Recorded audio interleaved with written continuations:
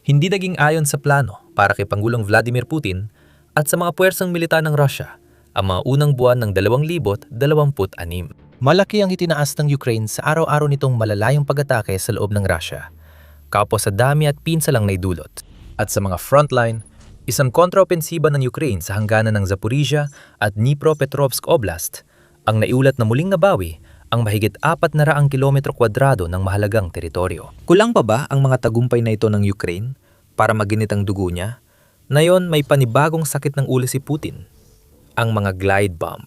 Sinimulan ng gamitin ng Ukraine ang kanilang Mirage 2000 jets para magbagsak ng AESM Hammer glide bombs sa mga posisyon ng Russia sa frontline at near-rear. Tingnan natin ang bagong inobasyon ng Ukraine. Paano ito binabago ang takbo ng digmaan?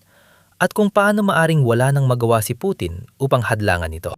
Ngayon, nung huling bahagi ng Pebrero 2026, lumabas ang video footage ng isang Ukrainian Mirage 2000 fighter jet na nagbabagsak ng AESM Hammer glide bombs sa mga posisyon ng Russia. Unang beses na kumpirma na ginagamit ng Ukraine ang Mirage sa opensibang misyon sa harapan. Sa halos buong nakaraang taon, ang maliit na fleet ng Mirage ng Ukraine ay pangunahing ginamit sa depensa bilang mahalagang bahagi ng air defenses ng Ukraine. Pinoprotektahan nila ang mga lungsod ng Ukraine at mahalagang infrastruktura na malayo sa frontlines. Sinusubukang pabagsakin ng high-end cruise at ballistic missiles ng Russia gamit ang infrared at radar-guided air-to-air missiles. Ngayon, ginagamit na rin ito ng Ukraine para umatake. Ang ebolusyon ng paggamit nito ay sumusunod sa parehong pattern ng iba pang Western fighter jets sa arsenal ng Ukraine, ang Lockheed Martin F-16s.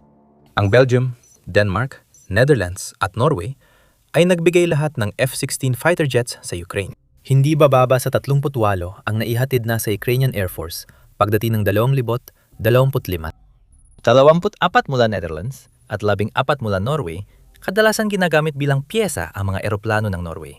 Dagdag pa rito, 19 ang ipinangako ng Denmark at 30 ng Belgium, kung saan ang ilan ay pinaniniwala ang naihatid na at ang natitira ay nakatakdang ihatid sa 2026.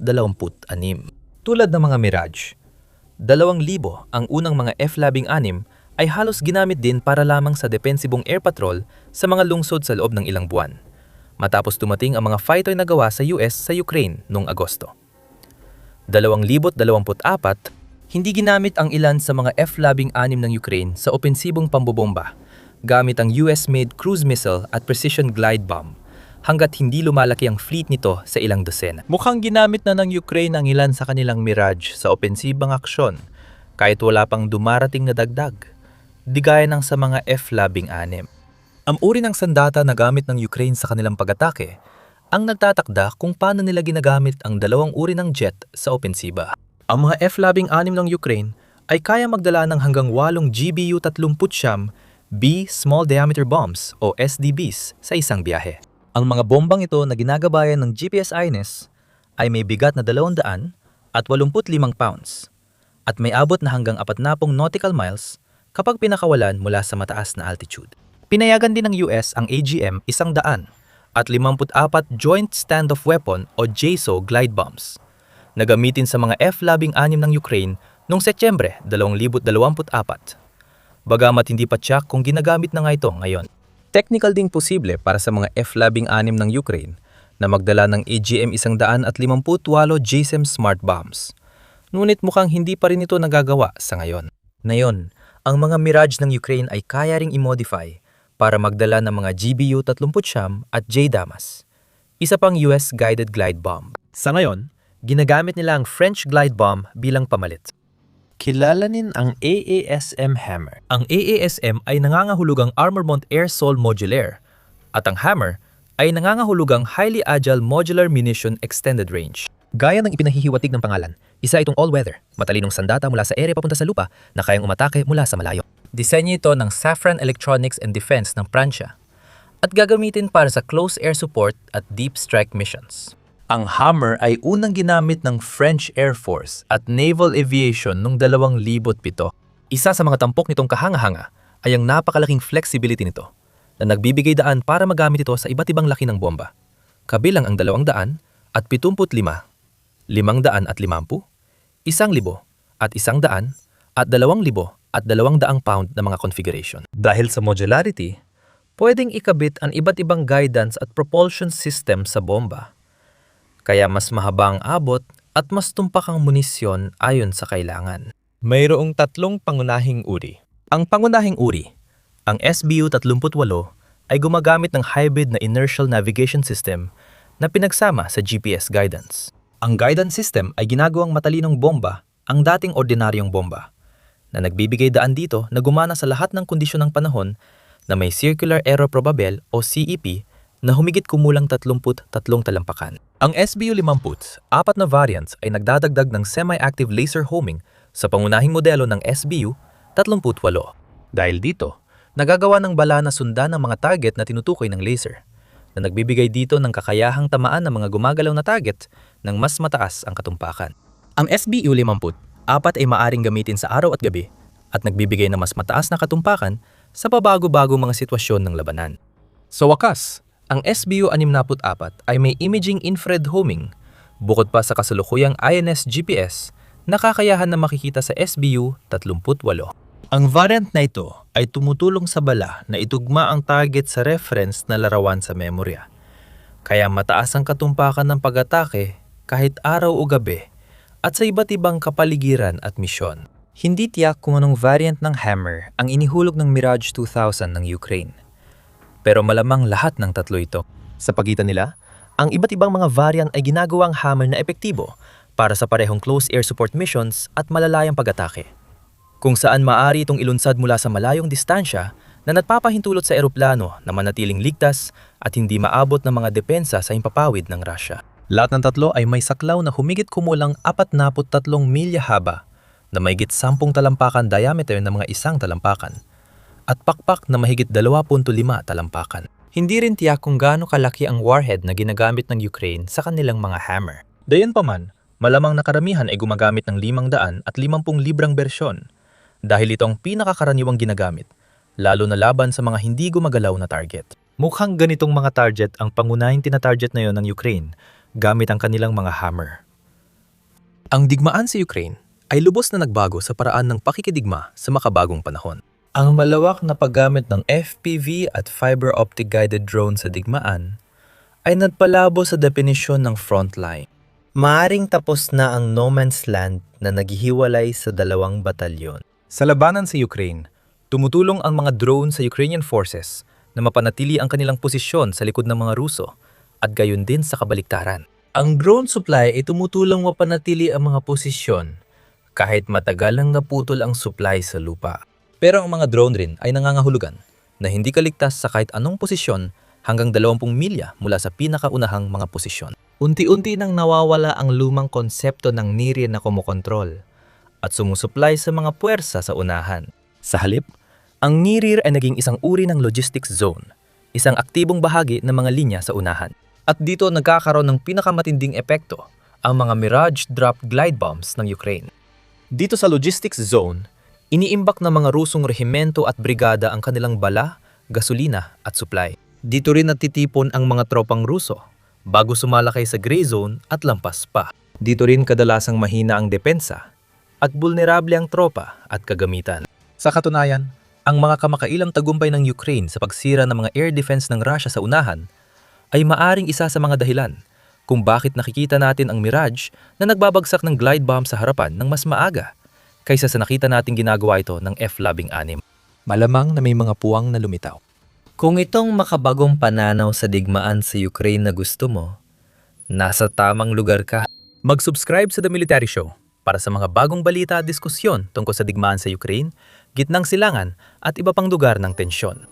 Ano man ang dahilan ng mga glide bomb na ibinabagsak ng Mirage, malaki ang tulong nito para mabawasan ang pangunahing kalamangan ng Russia sa frontline nitong 1 o 2 taon. Ang glide bombs, CAB, na kilala rin bilang Fab glide bombs, ay mga aerial bomb ng Russia na ginagawang mga precision-guided na armas, ang mga walang gabay na Soviet-era Fab bomb gamit ang Unified Gliding and Correction Module o UMPK. Ang glide kit ay nagdadagdag ng pakpak at guidance system tulad ng GPS, laser o infrared para makalipad ang bomba ng 10-10 milya bago bumagsak. Dahil dito, kayang umatake ng mga eroplanong Ruso sa mga malalayong lugar sa likod ng linya ng Ukrainyano na mas ligtas mula sa air defenses. Mas malalaki at mas mapanira ang mga FAB ng Rusya kumpara sa AASM HIMARS o GBU-30. Ang FAB-250 ang pinakamaliit na bersyon, isang bomba na may bigat na 250 kilo o humigit kumulang 550 libra. Mayroon ding bersyon na FAB 1,500 na may humigit kumulang 1,488 libra o 675 kilo ng pampasabog at karaniwang tinatayang may glide range na mga 30 hanggang 45 milya. Narito rin ang pinakamalaki, ang FAB 3,000 na may mas malaking warhead, pero kapareho ng glide range na 30 hanggang 40 milya dahil sa bigat at resistensya nito sa hangin. Kamakailan, nagpakilala rin ng Russia ng bagong glide bomb, ang UMPB-5R. Ayon sa ulat, mayroon itong 550 librang payload at kayang maglakbay ng hanggang 125 milya dahil sa Chinese SW-800 Pro-Wide Jet Engine. Ngayon, malawakan ng ginagamit ng Russia ang mga glide bomb para wasakin ang matitibay na posisyon, infrastruktura at takutin ang mga sibilyan. Mga buong komunidad sa mga lungsod tulad ng Mirnorad at Kostiantynivka ay naging guho dahil sa mga iyon.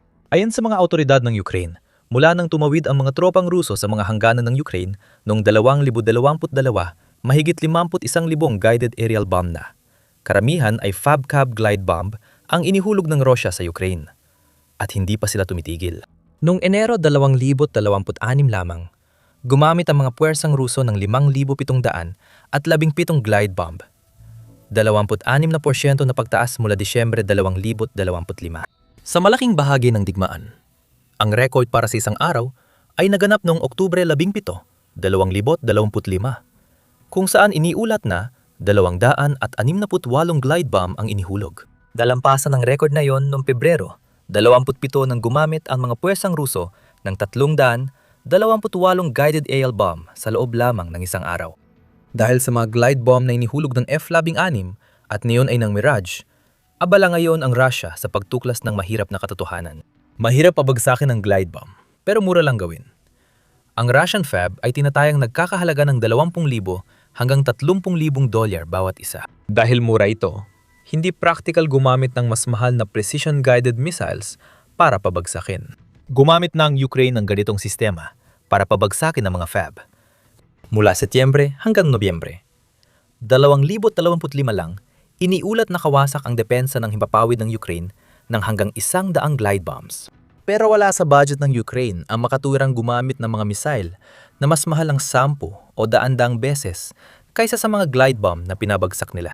At kahit meron, kulang pa rin ang mga missile sa imbakan sa buong mundo para bigyang katwiran ng ganitong gamit, lalo na't libo-libong FAB ang bumabagsak kada buwan at walang palatandaan na titigil ito. Kaya, nakatuon ang Ukraine sa pagwasak sa mga ito sa pinagmumulan. Sinimulan na nilang subukang pabagsakin ng mga Russian bomber na may dalang FAB, lalo na ang kanilang mga Su-34 bago ito makapaglabas ng kargamento. Tindarget ng long-range drone ng Ukraine ang mga imbakan ng bombang FAB at pasibidad ng produksyon sa Russia na nagdulot ng pagkaantala sa supply. At sinusubukan ng Ukraine at NATO ang mga anti-glide bomb drone tulad ng French DWS-1 na dinisenyo para sirain ng CABs habang nasa ere pa.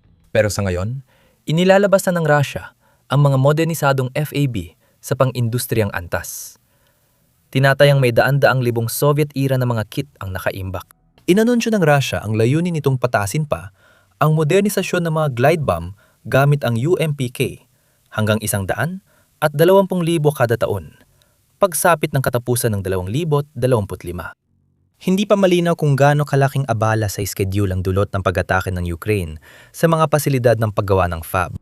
Gayunpaman, iniulat na gumagawa ang Russia ng humigit kumulang 3,000 at 500 glide bomb bawat buwan, kung saan ang mga CAB ay nasa marami ang produksyon na at inilalagay na sa malalaking bilang sa iba't ibang mga front.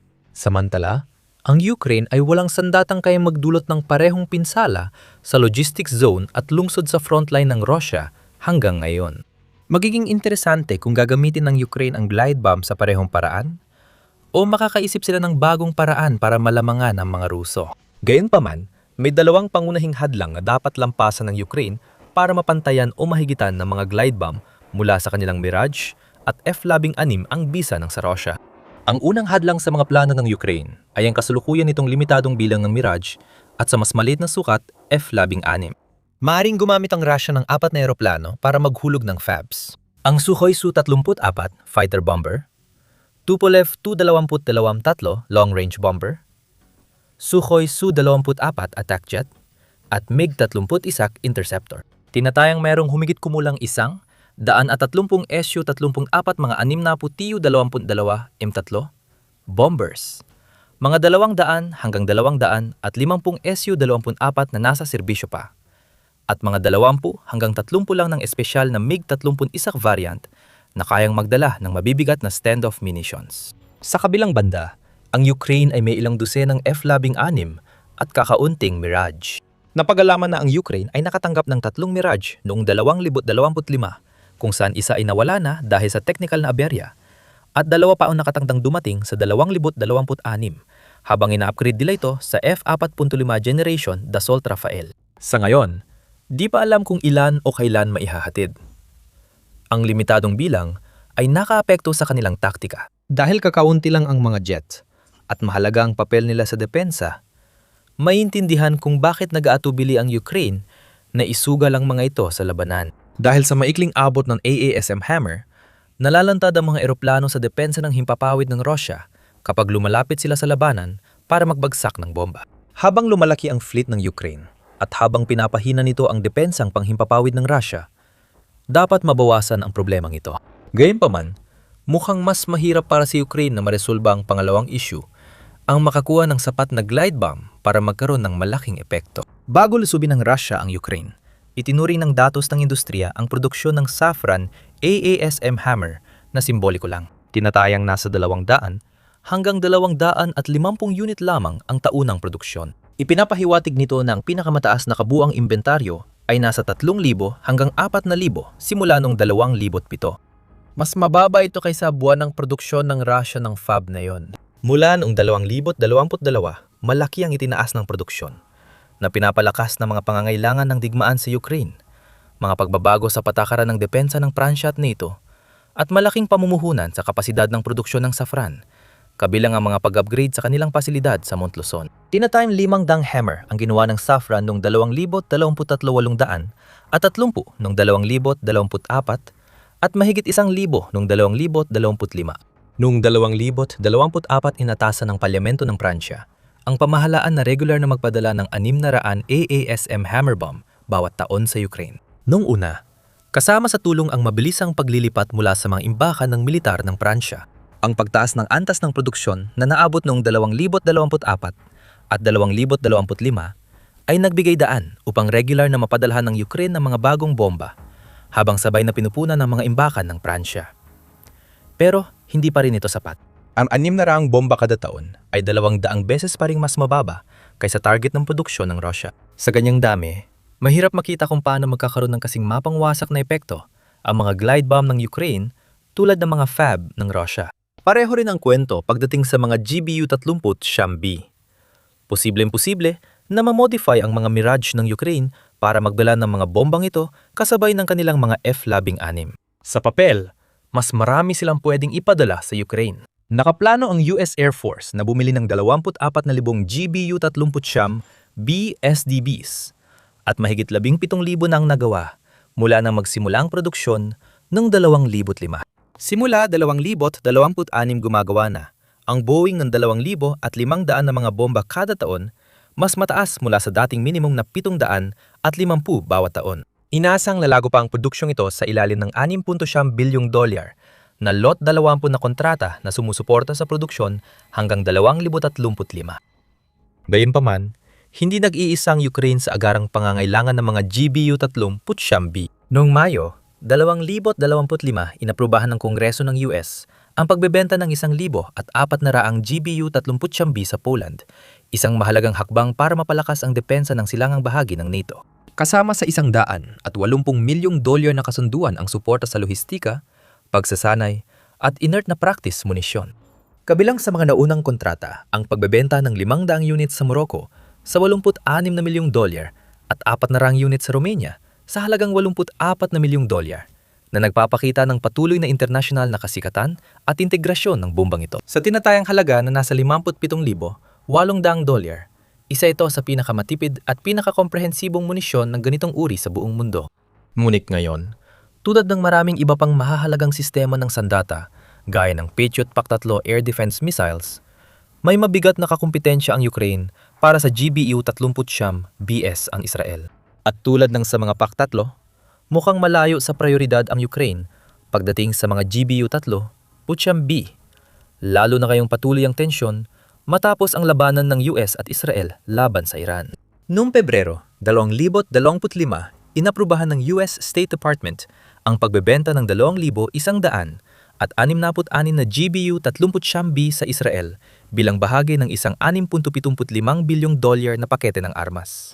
Ngayon, Marso 2026, habang naglalagablab ang gitnang silangan, nakakuha ang Boeing ng isang direktang kontrata na nakakahalaga ng $289 milyong sa Israel para mag-supply ng hanggang 5,000 GBU-39B bomba sa halagang humigit kumulang $57,800 bawat isa. Ngayon, inaasang magsisimula lamang ang mga delivery sa loob ng humigit kumulang 36 na buwan ng napapahiwatig na maaring mababa na ang mga inventaryo o kaya naman ay nakala na ang mga ito para sa ibang gamit. Walang ebidensya na ginamit ng US o Israel ang mga GBU-39 sa pambobomba sa Iran. Ngunit ang pagbebenta at ang dami ng ibang missile at bomba na ginagamit ay nagpapakitang baka magamit rin ito sa hinaharap. Ayon sa ulat, mas maraming PAC-3 missiles ang ginamit ng US laban sa Iranian missiles at drones sa loob ng 3 araw kaysa sa naipadala sa Ukraine. Mula noong 2022 malabong asahan ng Ukraine na unahin ng US ang kanilang interes kaysa sa Israel pagdating sa glide bombs. Marahil, ang solusyon ay, sa huli ay ang Ukraine mismo ang magdisenyo at gumawa ng sarili nilang glide bombs. Dahil sa inobasyon nito sa maraming larangan ng digmaan, mahirap pumusta laban sa posibilidad na ito. Sa ngayon, hintayin natin kung paano malalampasan ng Ukraine ang problemang ito at ang epekto ng limitadong glide bombs. Siyempre, patuloy naming babantayan ang mga kaganapan at ipapaalam sa inyo ang mga balita. Kaya siguraduhin ninyong mag-subscribe sa channel para hindi kayo mahuli. Samantala, ang mga Mirage 2000 at AASM Hammers ay hindi lang ang tanging suporta na ibinigay ng Pransya sa Ukraine. Panurin ang video tungkol sa iba pang suportang ibinigay nila. Salamat sa panonood.